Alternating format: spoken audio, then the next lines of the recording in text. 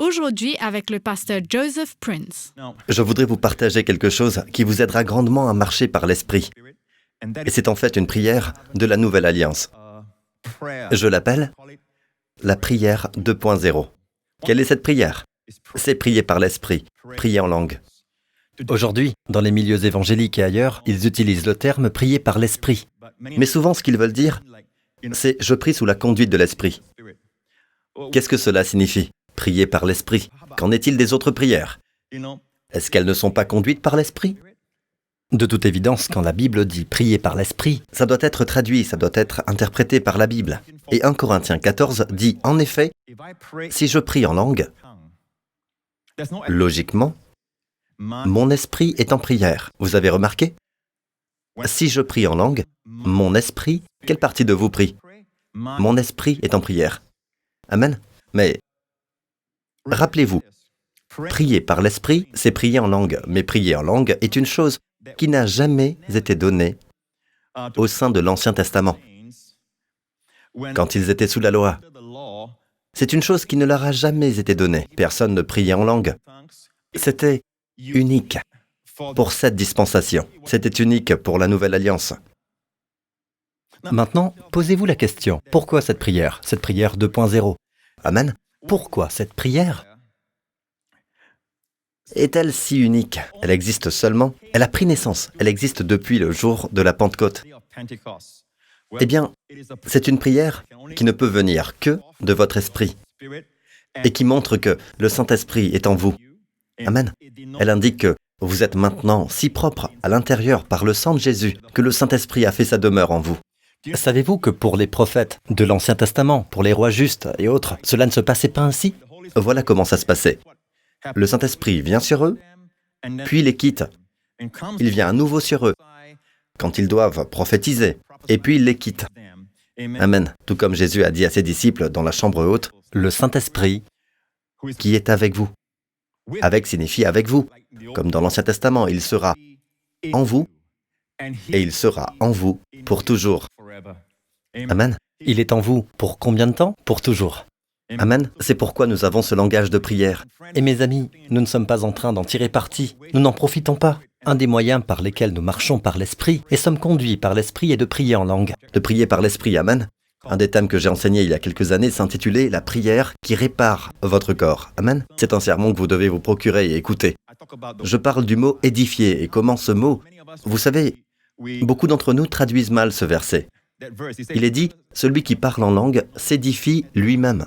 Alors nous disons que notre homme spirituel est édifié. C'est une erreur. Il ne dit pas ça. Quand vous priez en langue, votre esprit prie, oui.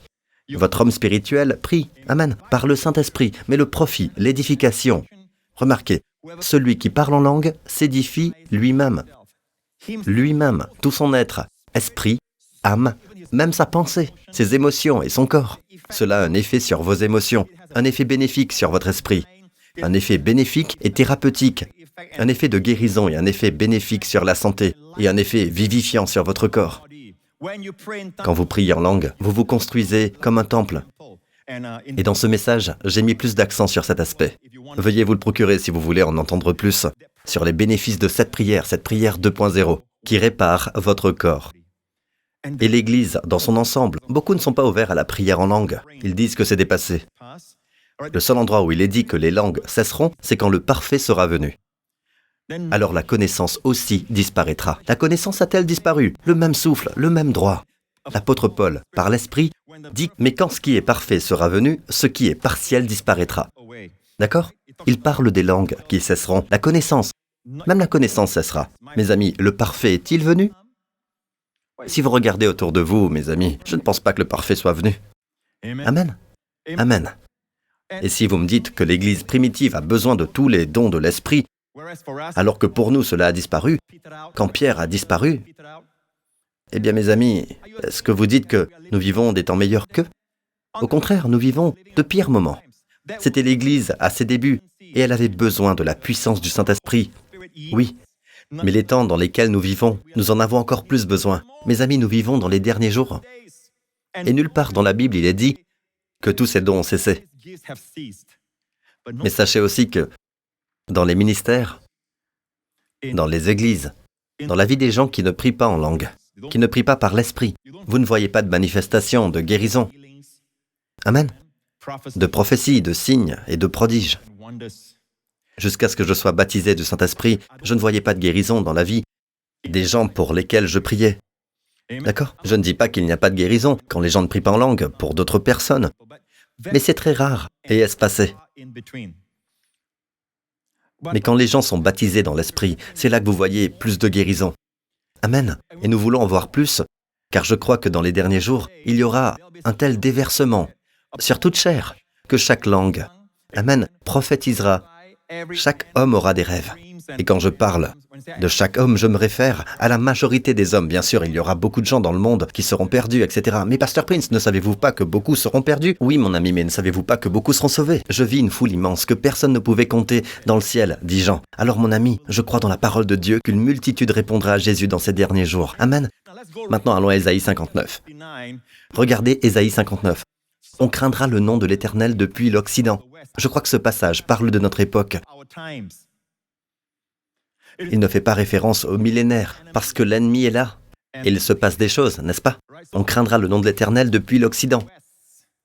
Et sa gloire depuis le soleil levant. Je tiens à vous dire une chose au sujet des jours dans lesquels nous vivons. L'Occident aujourd'hui fait référence aux pays, surtout en Amérique. Et tous ceux qui sont à l'Ouest, l'Amérique du Sud aussi. Mais l'Est se réfère à tous les pays d'Asie. Et il est vrai qu'à notre époque, l'enseignement au sujet du nom du Seigneur Jésus, la puissance du nom de Jésus, le pouvoir d'agir en ce nom, a été enseigné de l'Occident.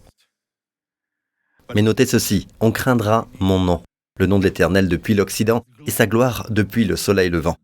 Cela aurait dû être depuis l'Est, n'est-ce pas? Mais au lieu de cela, il est dit depuis le soleil levant. Une fois, j'étais au Japon en train de prêcher, quand le Seigneur m'a donné cette révélation. J'étais dans ma chambre d'hôtel en train de me préparer pour prêcher à l'église à Tokyo.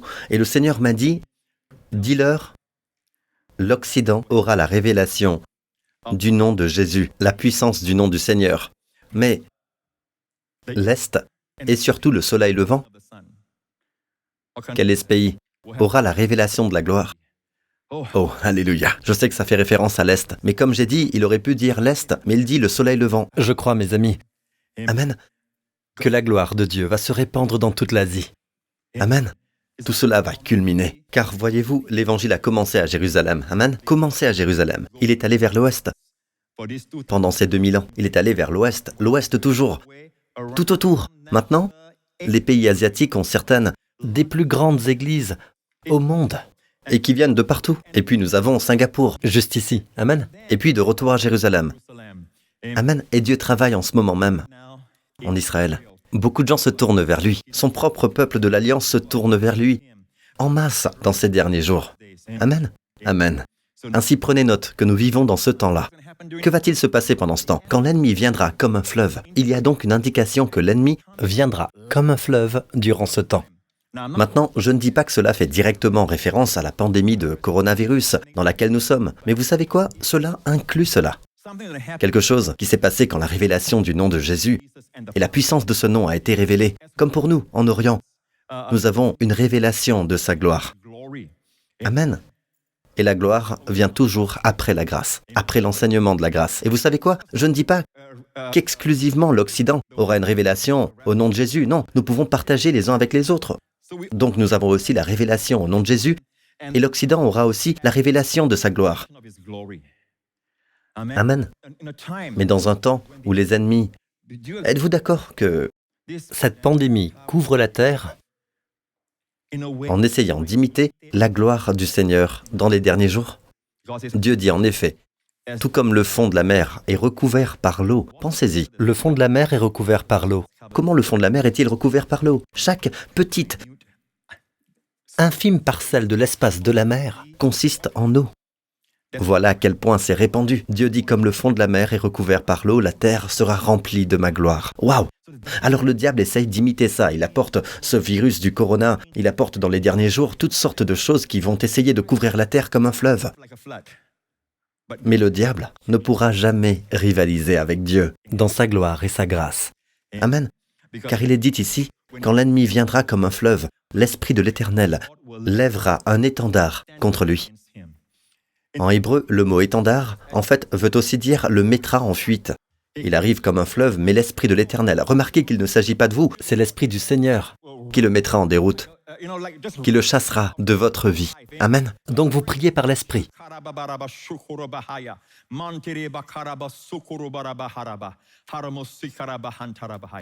Amen. Vous le chassez de votre vie. Puis-je avoir un bon amen? C'est pourquoi dans l'article 7 d'Éphésiens 6 au sujet de l'armure spirituelle qu'un croyant doit avoir, il est dit en premier lieu, avoir autour de la taille la vérité en guise de ceinture. Ensuite, la cuirasse de la justice. Amen. Comme chaussure aux pieds. Le zèle pour annoncer l'évangile de paix. Amen. Puis il y a le bouclier de la foi. Il y a le casque du salut. Avons-nous compté? 1, 2, 3. Amen. 4. Le casque du salut, 5. Et l'épée de l'esprit, 6. 6 items. Maintenant, Dieu ne s'arrête jamais à 6. 6 est un nombre d'hommes. Goliath a 3 empreintes de 6 sur lui. Goliath.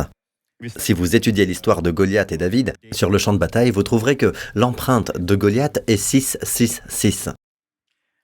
Donc Dieu ne s'arrête pas à 6. Quel est le 7e? Le verset suivant nous le dit. Allons-y tout de suite. Et d'après la version de la Bible nouvelle français courant, et recevez le salut comme casque. C'est à l'impératif en grec, recevez, et la parole de Dieu comme épée. Recevez le salut comme casque, l'espérance du salut, et la parole de Dieu comme épée donnée par l'Esprit Saint, qui est le rhéma de Dieu. En grec, le rhéma est la parole de Dieu. Comment? Par toutes sortes de prières et de demandes. Maintenant, c'est si bon car, dans ce verset 18, cela commence avec le mot « dia ». Et dia est toujours par, à travers, le canal de, au moyen de. Malheureusement, dans d'autres versions, dans la Darby et autres, le mot dia n'est même pas là. Ça commence par priant en tout temps. Mais ce n'est pas prier en tout temps. Ça ne commence pas par ça. En grec, ça commence par dia. Et la Bible Young en anglais est la seule que je vois qui traduit cela. La Bible anglaise, la New American Standard Bible, a une note en bas de page qui traduit cela. Mais ici, il est dit à travers quoi recevoir le casque de salut pour couvrir votre tête de toutes les attaques mentales. Amen. De la dépression, de tous les traits enflammés. C'est là qu'ils atterrissent, généralement, dans votre esprit. Comment avoir l'espérance du salut? Quand vous regardez l'avenir, votre pensée regarde-t-elle quelque chose de sombre et lugubre ou quelque chose de lumineux? Amen. L'espérance, l'attente positive du bien est un casque. Comment le recevez-vous? Et comment recevez-vous l'épée? Et recevez le salut comme casque et la parole de Dieu comme épée donnée par l'Esprit Saint, le rhéma de Dieu, comme épée donnée par l'Esprit Saint, qui est le rhéma de Dieu. Comment? Par toutes sortes de prières et de demandes. Priez en toutes circonstances grâce à l'Esprit. Le mot circonstance ou temps ici est le mot kairos. Il y a 2 mots de base en grec pour le temps. L'un est chronos, comme pour la montre. Pour le timing, chronos, l'ordre chronologique. C'est juste le temps, d'accord? Dans ce sens, le plus pur, le temps. Mais kairos, le mot pour le temps est en fait un moment opportun.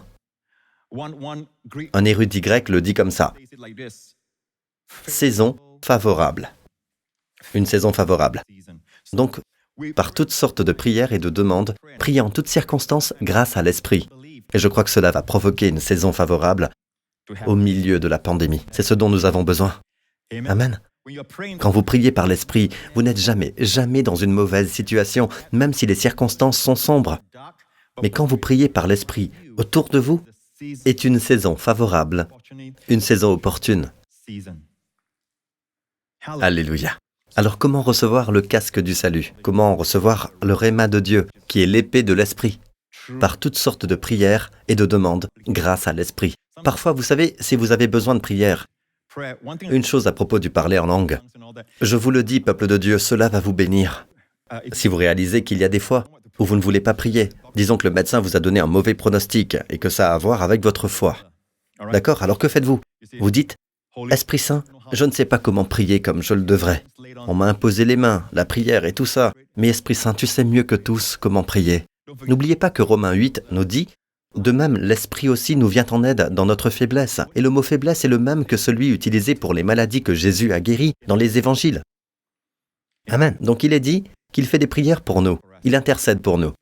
Nous disons donc « Seigneur, je ne sais pas comment prier pour mon cœur. Je ne sais pas comment prier pour ma tension artérielle.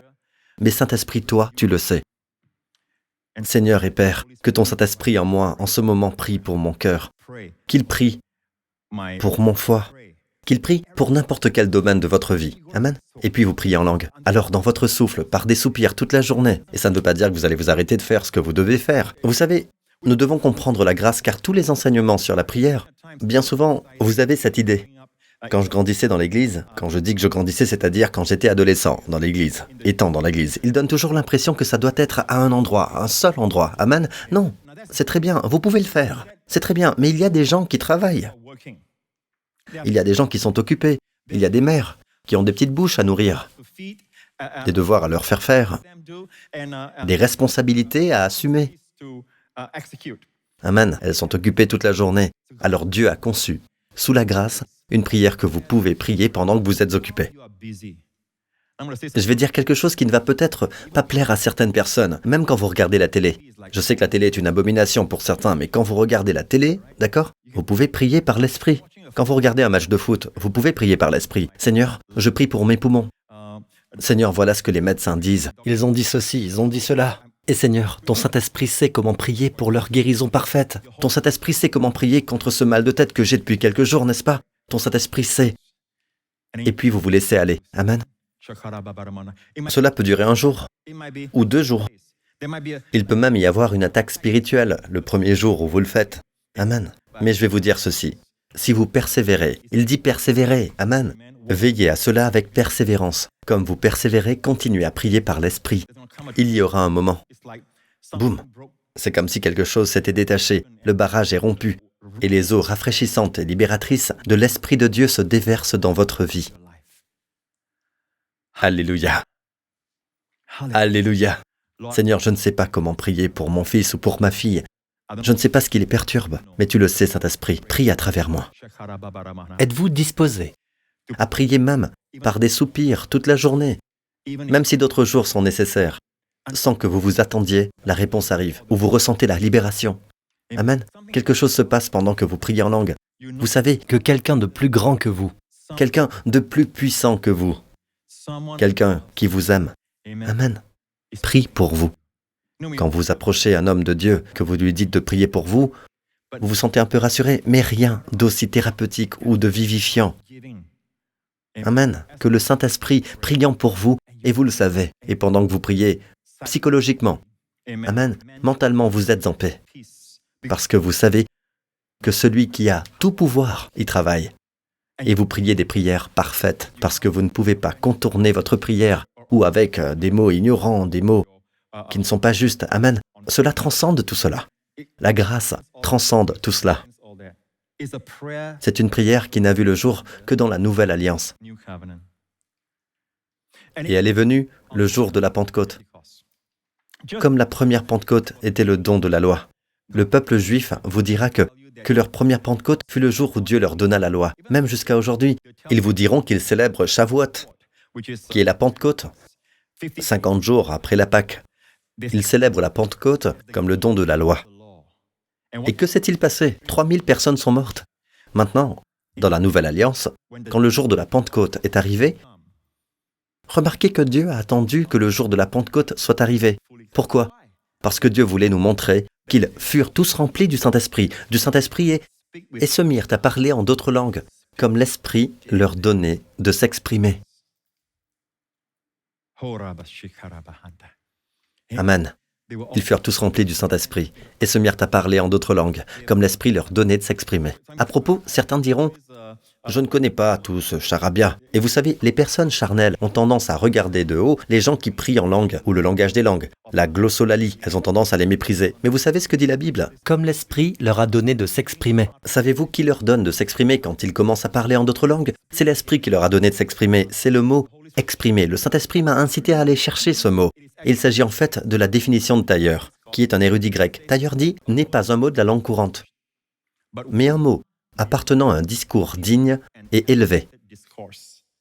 Quand vous priez en langue, aux oreilles de Dieu, Amen, dans la perspective du ciel, c'est un discours élevé. C'est un discours digne.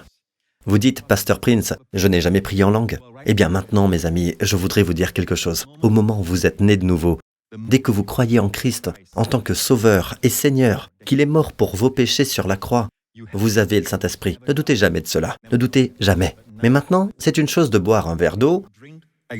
Alors vous avez de l'eau en vous. Mais c'est une autre chose de plonger dans la piscine, où l'eau est tout autour de vous. C'est l'immersion, le baptême dans le Saint-Esprit. Amen. Amen. Vous êtes baptisés. Alors ne vous contentez pas de l'Esprit en vous. Amen.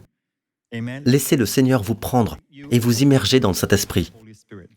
Amen. Nous ne disons pas que ceux qui ne prient pas en langue sont inférieurs. Non, non, non. 1000 fois non. Mais nous voulons profiter de chaque arme, de tout ce que Dieu a pour nous. Amen. La 7e est de prier par l'Esprit. Ça doit être très important. Amen. Dans l'armure du croyant. Alléluia. Pour ceux d'entre vous qui ont mis leur confiance en Christ à travers cette prédication de la parole, et vous dites « Je veux croire en Jésus ». Amen. Faites-le maintenant au nom de Jésus et suivez-moi dans cette prière. Comme je vous guide dans cette prière, dites-la de votre cœur. Dites « Père Céleste, je crois que tu m'aimes et que tu as envoyé ton Fils Jésus-Christ mourir sur la croix pour mes péchés. Je te remercie, Père, que le Christ est mort à ma place comme substitut. Merci, Père, qu'il est mon sacrifice d'expiation. Merci, Père, il est l'agneau de Dieu qui enlève tous mes péchés. Merci, Père Céleste.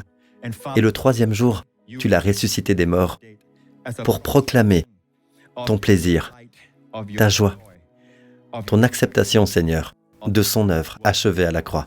Merci, Père, qu'aujourd'hui mon ancien moi n'est plus. Je suis une toute nouvelle personne. Je suis une toute nouvelle création en Christ. Les choses anciennes sont passées. Toutes choses sont devenues nouvelles.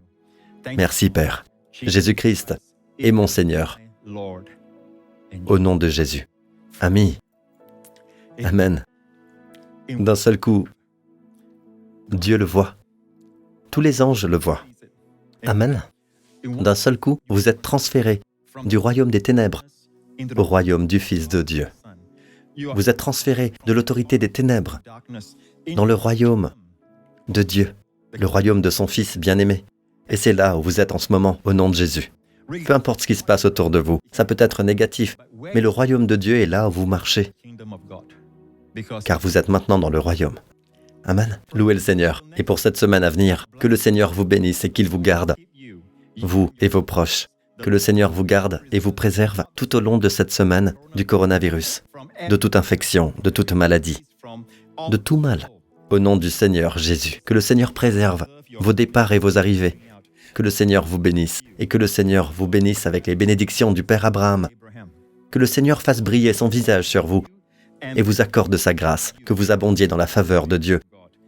Et que le Seigneur se tourne vers vous et vous accorde à vous et à vos proches son shalom, sa paix, sa plénitude et son bien-être. Au nom du Seigneur Jésus-Christ. Que Dieu vous bénisse.